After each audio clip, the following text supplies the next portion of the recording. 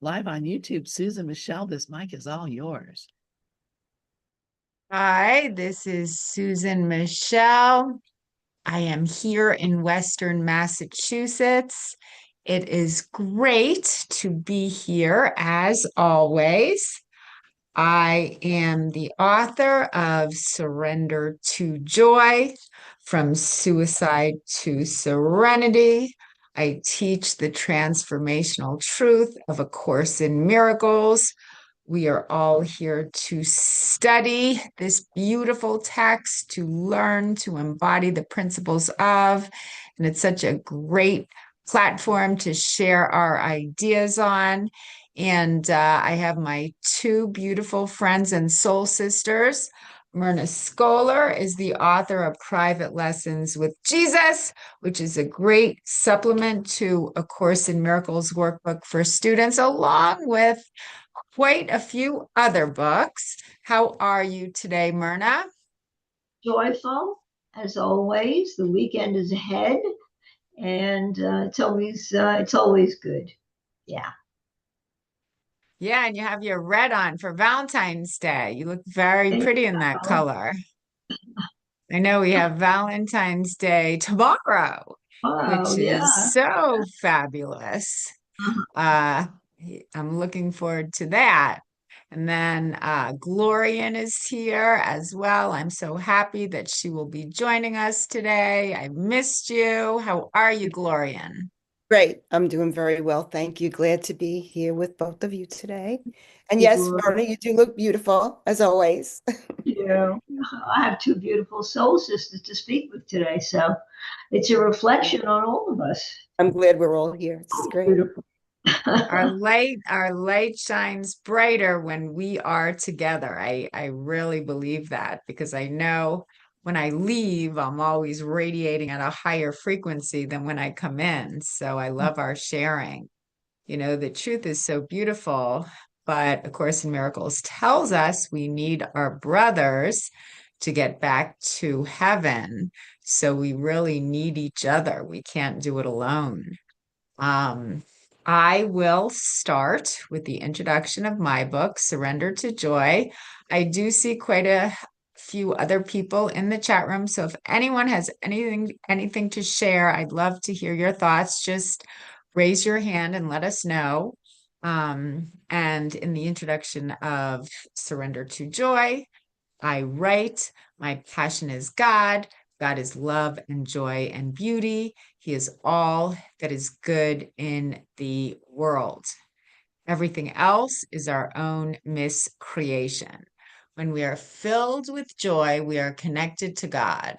When we are not joyful, we have lost our connection to all that is real. This is my message. It can be clarified with three simple words: surrender to joy. There is nothing to find. All we need to do is surrender. There is nothing to find in the world because A Course in Miracles tells us repetitively there is no world. The external circumstances that we experience are nothing more than a reflection of an internal condition. So it's really important to plug yourself into the God socket. It's important for all of us to plug ourselves into our God socket first thing in the morning, because you don't want to, I think A Course in Miracles teaches we don't want to live from a place of lack, because if we're coming from a place of lack and we're looking to the world to complete us, it's just not going to work. But if we can connect to the source of our true power, first thing upon waking, we realize that we have everything that we need or could want, or everything that could satisfy us within ourselves. And then we go into the world to share that love with our brother. We need to quiet the egoic distractions to listen to God's voice, because God is always speaking to us, but he does not yell. God does not yell. God speaks quietly. God speaks confidently. So it's really up to us to release those egoic distractions so we can hear what God, what our higher self is directing us to do. And I have been practicing that. Meditations in the morning for me are so empowering when I can just quiet all those distracting thoughts, and they're always there. You know, we have a choice at each and every moment. We have the Holy Spirit on one shoulder, and we have the ego on the other. The ego is an illusion. The ego is not real, but the ego is very, very tempting because the world is still run on the egoic thought system. You know, again, A Course in Miracles is just teaching us a completely different way of life. It's teaching us that this world is not our home. That's why we can't find our peace, love, joy, and happiness in the world, because the world is not our home. Our home is in the kingdom of heaven, and we can access our true home while we are here on earth. But we need to still our mind to remember that home. So it's a daily discipline. Of course, it's more than worth the effort when we can connect to our true source, our true creator. And Myrna, you do an amazing job, just so amazing. And you have Jesus as your buddy, Jesus as your best friend. And I so admire that. Thoughts, Myrna? Well, yes, Jesus certainly is the closest friend I have, and he's always there. I got to know him very well through the years. He got to know me, and that connection. In fact, I like the phrase that you use, the metaphor. It plugs me into the God socket. I mean, that is so great. And that's such a great metaphor because it consciously connects us with the divine, with the source of light that comes from within. And, just like an appliance needs to be plugged in to receive power, so we too must intentionally plug in. And how do we do it? Through, as you said before, meditation, through prayer, through stillness. And that's how we access the spiritual energy that fuels us, that fuels the true vision within us. And it brings us to understanding. And this connection allows us to draw, we can draw within ourselves the divine guidance that we're feeling, which is unconditional love. You're right, God speaks softly, easily, with perfection, unconditionally, with unconditional love. And when I think that way, it just illuminates my mind. And that's what happens when I speak with Jesus. I feel as if my mind is just illuminating, and it goes beyond what the physical senses perceive. And today's lesson is really the perfect lesson. God is the light in which I see. And I suppose the lesson really does teach us that true vision comes not from the physical eyes, but from the inner part of us, the inner light that connects us to our highest spiritual energy, our spiritual reality. And it invites us to quiet the mind, because the only way we can really think as God would have us think is if the mind is quieted. That's, as you said, God's voice is quiet. It's still, it's quiet. It's reminds us of the clarity and understanding that are really perceived through divine light. And the practice itself, I found that this lesson itself encourages me to trust in my spiritual vision more and more. It emphasizes that perception is transformed when we rely on the light rather than external experiences. It's the light that keeps us aware of who we are, aware of what our purpose is, aware of the light that is spiritually illuminated. And it's, and it just symbolizes always, it makes us feel the presence of God. And this inner guidance that I speak of, the inner guidance really is not about ordinary perception. It goes beyond that. The light means that we experience true vision. That's what the light is. The light is not anything physical. It is what we're feeling, that's the light that connects us to God, the inner light. It helps us to recognize our unity, not only with God, but with others. I feel the unity there right now that I'm experiencing with you and Gloria, and that connection, that light that I'm feeling. And it's just a way of discovering peace, which comes from that type of awareness. Gloria? Yeah, I love everything you both shared. And what I was hearing from both of it, yeah, God is the light in which I see. So when we recognize that we're only truly loving when we align with that light within. And what is the light? The Christ within the light, the truth. And the light is really true understanding. Now, sometimes we do see the reflection of light here with the body's eyes, but I believe what Jesus is talking about here is the light, the truth, the understanding that we only perceived with that healed mind, the Christ mind within. And I love also the God socket term.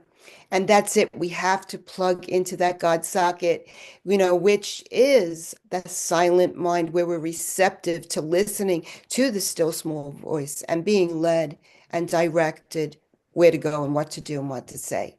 We're just totally in that place of God, aligning with the God socket where the light of truth can work through us then as extensions of love in this world. And we know that the body is a communication device for extending love in the world. So speaking about love and Valentine's Day, we can, what is Valentine's Day? It's about love, but we come to recognize we're trading in that special love, the love that splits us off, for the true impersonal love of God, which is mine and yours and everyone's. So we recognize the oneness and that the only true love is God's love, where we're extending and no longer projecting fear and guilt. So as God created us as extensions of his love, we're here to extend as extensions of the love of God instead of projecting specialness, special love, which is our fear and guilt that we project out there on the world, coming from scarcity. So just in the course here, just to sum up here, in chapter 1, Jesus tells us, perfect love casts out fear. If fear exists, then there is not perfect love, but only perfect love exists. If there is fear, it produces a state that does not exist. Believe this and you will be free. Only God can establish this solution, and this faith is his gift. Thank you. Yeah, thank you. Thank you both. Very wise. And then there are a few beautiful chats in the chat room that I will read quickly because I love them so much. And then I'm going to ask Karen to share because you have your hand up. I'm so happy. Karen wrote here in the chat room, "This world is not our home. We are alien here. The memory of God comes to the quiet mind." So profound, so beautiful. One of my favorite phrases is, "Be still and know that I am God." That is just so transformational. And then Edward wrote, "Now hear God speak to you through him who is his voice and yours as well, reminding you that it is not your will to hate and be a prisoner to fear, a slave to death, a little creature with a little life." Thank you, Edward. Very beautiful and profound. Karen? Hi, ladies. Nice to be here with you today.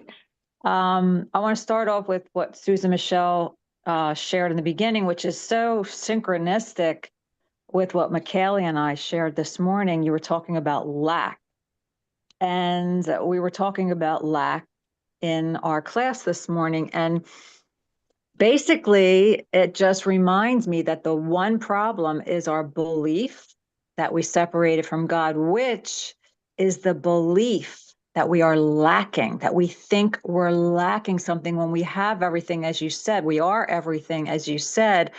And the atonement is undoing the belief in scarcity. That is why I think Gloria just shared that the atonement is perfect love. It's perfect love because we're all the same. There's no differences here. We're seeing that there is no separation, that it never happened. And I love what what Myrna shared, because I just love that the light, seeing the light as true vision. And I love what Glorian shared, that it's a truth, it's understanding, it's the healed mind, it's all the same. However, what I love in the course, where it actually says exactly what Myrna said in lesson 108, which is to give and to receive are one in truth. He talks a lot about vision in this lesson. And in the second paragraph, he says, true light that makes true vision possible is not the light the body's eyes behold. It is a state of mind that has become so unified that darkness cannot be perceived at all. And thus, what is the same is seen as one, while what is not the same remains unnoticed, for it is not there. I mean, that just sums up the whole course for me. That is, nothing real can be threatened. Nothing unreal exists. Herein lies the peace of God, which I know you share that a lot, Susan. And it is practicing this. And as we're talking about love, and I love what Gloria shared about the Valentine's Day, the true love, the unconditional love, the love of God. And that's seeing literally with the Holy Spirit's perception. That's practicing seeing every behavior as love, right? Call for love. And I try to practice that in every moment. And it is not always easy, but it's noticing. It's noticing when I'm not. I shared about it this morning with my uncle. He kind of got upset with me, and I'm not going to go into detail again. I shared it this morning, but the bottom line is I saw his upset. I saw it as a call for love. I responded with love. I went with my guidance, and everything turned out so gorgeous and perfect. And every single moment leading up to my my experience with him, I had to go to him where he was, and I just have to say, it is really all about that for me. It's all about the Holy Spirit's perception, either love or a call for love, because there is nothing else. So I love this conversation, and I'm happy that I could be here with you girls. Thanks. Yeah, thank you, Karen. Thank you. Yeah, that sounds, I didn't hear this story this morning, but that sounds like a really nice interaction you had with your uncle, was it? Because when we see someone's projection of fear, not as an attack, but as a call for love, we respond in a completely different way. And ultimately, that is how we learn. Some of my greatest learning lessons in this lifetime come, from an instant where my brother appears to be attacking me, but for whatever the reason, I listen to the Holy Spirit who reminds me that my brother is in pain, and his pain is my own pain, because God has but one son and we are all part of the sonship. So his call for love is really my own call for love. And when I can respond with love, that is the miracle. And that's how ultimately it brings both individuals closer to heaven. I had this really insightful experience that I shared here in Gather a couple weeks ago when I went to the movie theater, and I saw that another group were sitting in the seats that me and my husband had paid for. And at first, I got very aggressive. I won't go into details, but I was just, letting them know that they were sitting in our seats. And then they got very aggressive back. Well, can't you just sit somewhere else? It's a big theater. And just when I was about to attack back, for whatever the reason, I listened to the Holy Spirit, and the Holy Spirit just gave me, instructed me to respond from a place of compassion and love, which I did. And I felt so good about it. At the end of the show, the lady that had been angrily talking to me in the beginning of the show came over and apologized and actually handed me money for the movie tickets. I relayed this story to a friend of mine, and he said, "Well, did you take her money?" And I said, "Yes." And he said, "Well, that negated the whole thing. If you took her money, it doesn't matter how nice you were." And I thought about it, and it wasn't about the money. It was about the apology. But I think she wanted me to take the money. I mean, I think when someone gives us something, they get great pleasure in giving. And when we receive it with love, that is a beautiful exchange. Because sometimes if I hand someone a gift, it means a lot to me that they receive my gift with compassion and love. To be honest, I remember at the end when the lady came over to apologize, she handed me something. I didn't even know it was money. I just kind of took it, out of gratitude that our anger had healed, our argument had healed. And then after, she walked away, I realized it was a $20 bill, but it wasn't about the money. It was about the exchange of love. So I think just like Karen brought up, or actually, I don't know if it was Karen or Glorian, but to give and to receive are one in truth. When we give, it's not about the tangible thing. It's about the love, and when we give love, that's how we remember that we are God. And when we receive love, that's how we remember the truth of who we are. So I think for me anyway, it's very important to accept my brother's gifts to me with gratitude. I think that's very important. Growing up, my father had a very hard time accepting gifts because in his mind, he thought that if he accepted a gift from someone else, it would kind of put him in a negative position. Like he didn't want to owe the other person anything. So he had a very hard time accepting presents, or he had a very hard time thanking me for my presence. So I remember I was always trying to get my father something that he would like, and I would try so hard, to buy my father a gift that he would like, and he would never like them. He would always find flaws with all my gifts, and I kept trying and trying and trying, and he probably taught me the perfect lesson, because he taught me that to open my heart to receive gifts is of God. Just to find fault with anything that someone buys you is not of God. That's of the ego. Karen?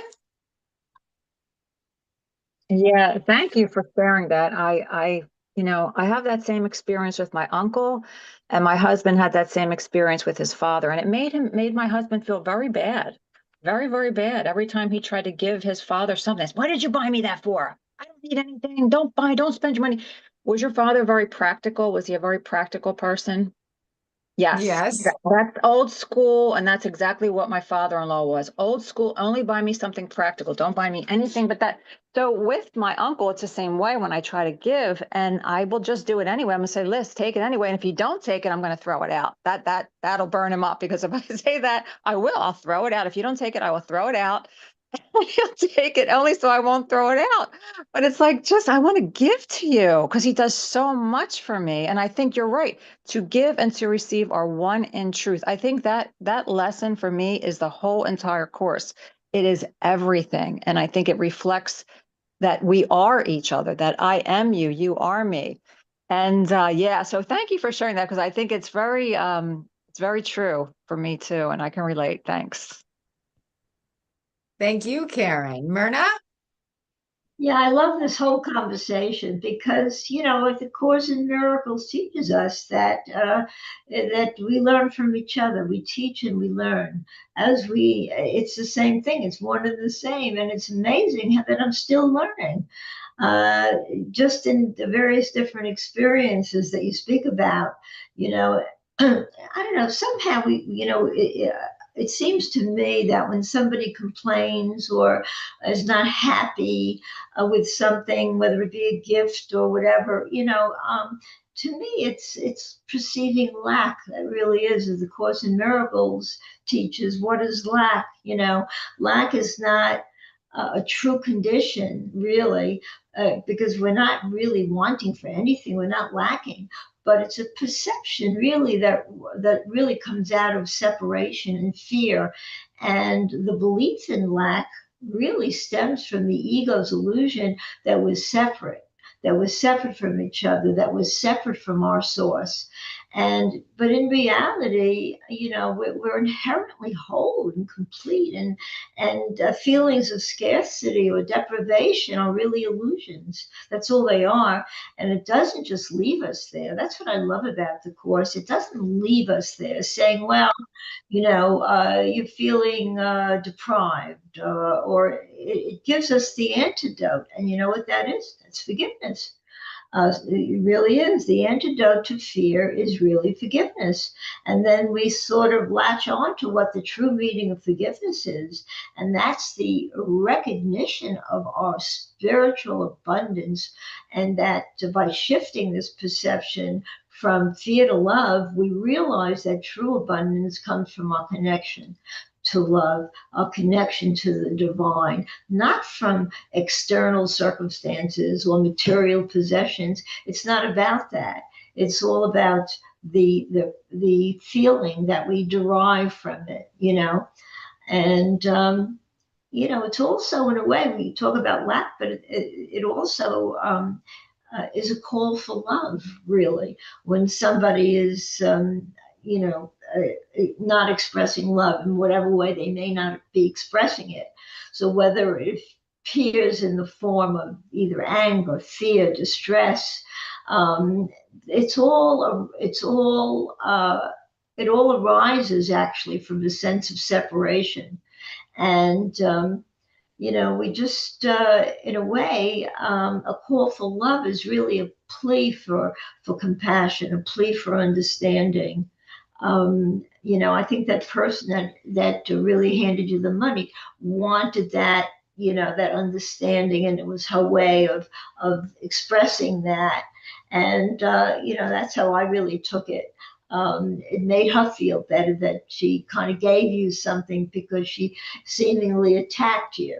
There was an attack in a way by, sitting in your seats when she realized that she was wrong. So, in a way, we all look for love and healing any way we can find it. And recognizing this, I think, transforms us from judgment to forgiveness and allows us to offer love where it is most needed.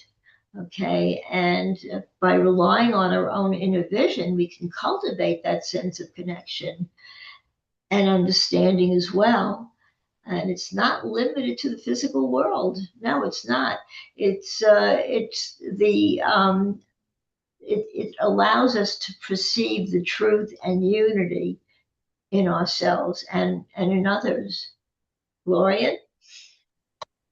Wow, I love everything you shared there, Myrna. Really beautiful, and scarcity and lack. And what was coming to me when you were speaking is that we left everything for the belief in this. And there's our guilt. There's our guilt. So, circling back to what we were saying about the receiving of the gifts, when we can't receive, we deny somebody the joy of giving. It's another way of looking at it, I guess, that if, we're setting limits on somebody's extension of love. And why are we doing that? Because we think we're not worthy of love. So I always, sometimes you're like, oh, you shouldn't have done that. But, it's good to get to the point that, yeah, okay, thank you. And I am worthy. And it gives them, the opportunity to extend the love that they feel to give. So if you're saying no, it's rejecting love. So, it's an interesting, like, way to look at it differently. I also want to circle back to what we were saying about God. God is light. God is the light in which we see. So the great rays replace the body's eyes in awareness. So this is on the level of perception, but it's true perception. But when we're talking, I think, about true light, we're talking about true forgiveness, where the image disappears. So Jesus tells us, forgive, and this will disappear. So when we relinquish judgment, all fear disappears. And then, of course, we move back to what you said, a God socket, being in that quiet mind where we're receptive, where we're just in that state of presence and awareness. And the other thing, I think Karen put it in the chat about the holy encounter. I look at the holy encounter as joining in oneness. So if every encounter is a holy encounter, it's my responsibility to be recognizing my brother as they truly are, to what's actually there beyond the image and beyond the concept that I'm holding, which is joining with them in oneness in the holy encounter. Thanks. Yeah, thank you. And before I call on Karen, thank you for raising your hand again, Karen. I just want to read what Karen wrote in the chat room because I really love this. And I know it's right from A Course in Miracles. When you meet anyone, remember it is a holy encounter. As you see him, you will see yourself. As you think of him, you will think of yourself. Never forget this, for in him you will find yourself or lose yourself. That's just so beautiful. Again, that's Course in Miracles in a nutshell. So when we focus upon the innocence in our brother, we feel the innocence within ourselves. When we focus on the guilt in our brother, that guilt within ourselves becomes exacerbated.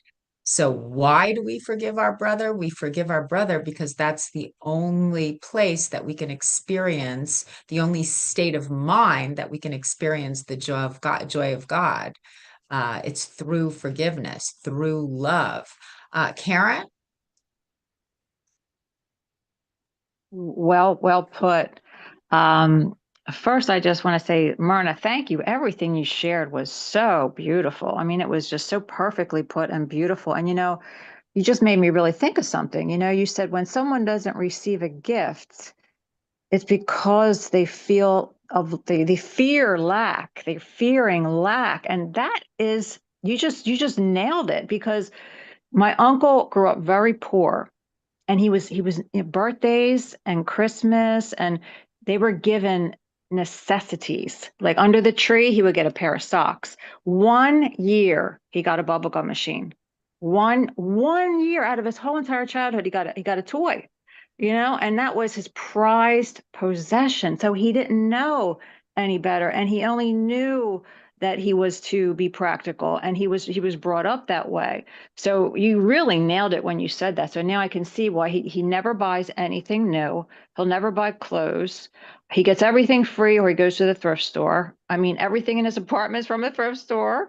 His car's very used and old, and like he's just the very most practical person. But he also lives a humble life and appreciates everything, which he's a great teacher in that way. He appreciates everything that he has.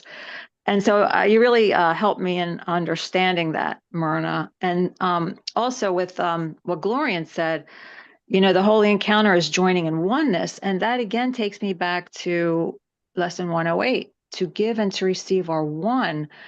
When I go back to that lesson, I keep, like you just said, Susan, you said that holy encounter sums up the whole course. I think that does it with lesson 108 too. I keep going back to that because everything we see is a reflection of our thoughts, and our brother is always showing us ourselves.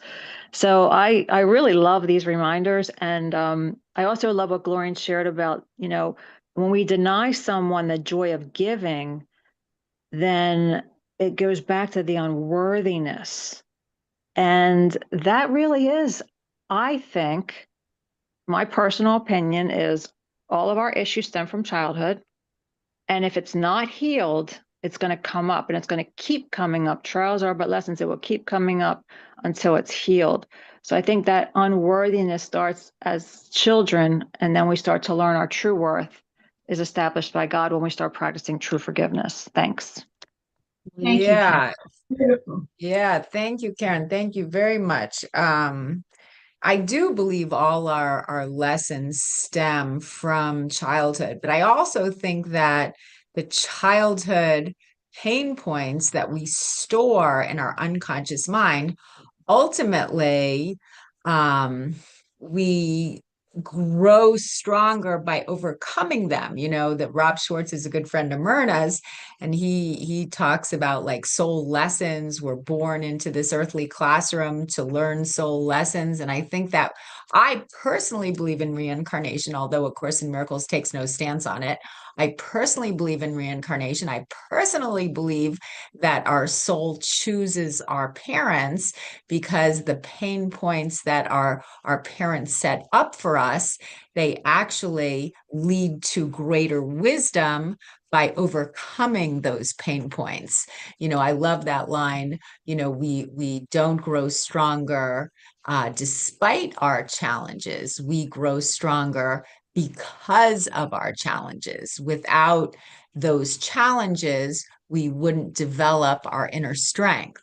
So it's like by overcoming those pain points from our childhood, by forgiving our parents, our heart grows more open. We grow closer to God, through forgiveness. So, I also believe that when we hang on to grievances, when we hang on to resentments towards other people, towards our parents, we actually hang on to those very character traits in ourselves that we have not forgiven in our brother. I have a person in my life that has not forgiven her father, but those very character traits that she has not forgiven in her father, her earthly father, she exhibits in her own character. So when we hang on to grievances and we hang on to resentments, we actually, continue that pattern. When we forgive, that's how we release that pattern. So forgiveness is just so, so important. And I will say that I love the time in this room. I'm going to pass the microphone to Edward, who has his hand up. I have to sign off a little bit early. I have to sign off at 1:45. So I'm going to stay for a few minutes and then I'm gonna sign off. So thank you, thank you. Edward? Oh, hi. Yeah, I just have to laugh because what Karen and then you were sharing, and then everything was just coming down. I threw a comment out there, I will forgive and see this differently, but that's from lesson, I don't remember, 193 or 185, somewhere. But all things are lessons God would have me learn. And and then the two subs in that lesson is I will forgive and see this differently, and then I will forgive and this will disappear. And everything we're talking about, and just what you're saying, it's just what we're all saying. And I guess that's where the laugh kind of sneaks in finally, is that it's just the same thing over and over again. And so it just brings me right back to the rules for decision, and and I choose to have a happy day. And when that doesn't happen, then I gotta step back. I did a search, I forget now, but on step back, and it's all about the step back. That's where this you're talking about, this the space of forgiveness is. And so again, it's a holographic course. It comes no matter. So the reason why he gives us all these lessons and this whole text is because the ego is suspicious, it's vicious, it's sly, it's conniving, it's coy. Um, and we need we need a course in miracles um, to get through it all. So love and light, everybody. I hope you have a beautiful day, Susan, everybody else. Thank you. Myrna? Thank you, Edward. Yeah, I'm going to jump off early with you too, Susan. I have to be somewhere. But yeah, I'm just loving the conversation. I'm just loving what everybody is sharing. I mean, everybody's just adding so much to the whole, consistency of what the Course in Miracles gives us to feel, and what it gives us to understand as well. We talked about not feeling worthy, and where does that come from, really? That when somebody's not feeling worthy of gifts, not feeling worthy of, the chances are they probably don't feel deserving of love as well. And this does arise from early childhood. We're taught to have respect for ourselves, if we're lucky, by our parents who give us that, that wonderful, that option to learn from that, to learn from our early teachings that we are deserving. And sometimes we just have to just kick around in life before we kind of pick it up. But it makes it harder when we're not given that that that feeling that we're deserving early on. And what does that come from? That comes from negative perceptions, past experiences. And then we internalize all of that, and we criticize ourselves, and that leaves us to really undervalue ourselves, and our abilities. And that can really hamper us in life. So it's just a matter, really, of learning that the Course in Miracles teaches that the sense of unworthiness really, can be seen just as a barrier, and to recognize our inherent divine value and love, that we're entitled to. As the Course in Miracles tells us, it's our birthright. We're entitled to the good things in life. We're entitled to all of this. And I'm so glad that my later years, in my adult years, I was able to comprehend all of this and, take on a different direction and to become self-aware of who I truly am and what that means to me. And, it's all learning. That's what it is. It's accepting and to accept ourselves and others. And that's really, we go from there. Yeah.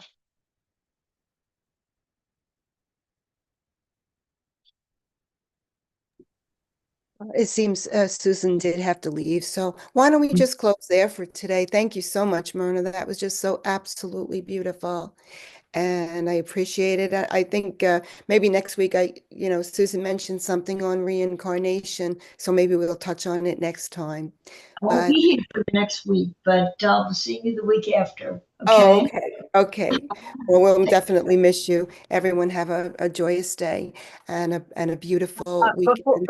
Before you close out, hon, I just want to say one thing to Myrna. Myrna, your light shines so bright. I want to say everything you just shared, you're exuding it. You are so filled with light. It's Yes. beautiful. Thank you so much for sharing your light with us. I Yeah. mean, gorgeous. I'll second that. You just emanate Pat, that. I'm so happy to see you again too. I haven't seen you in a while, so that illuminated me really a lot. So that you helped tremendously. I want you to know that. I love you. Thank you. You just emanate light and love. I'm going to second that. Have a joyous day, everyone. Thank you guys so very much. I do appreciate everything. Oh my gosh. What a wonderful morning this has been.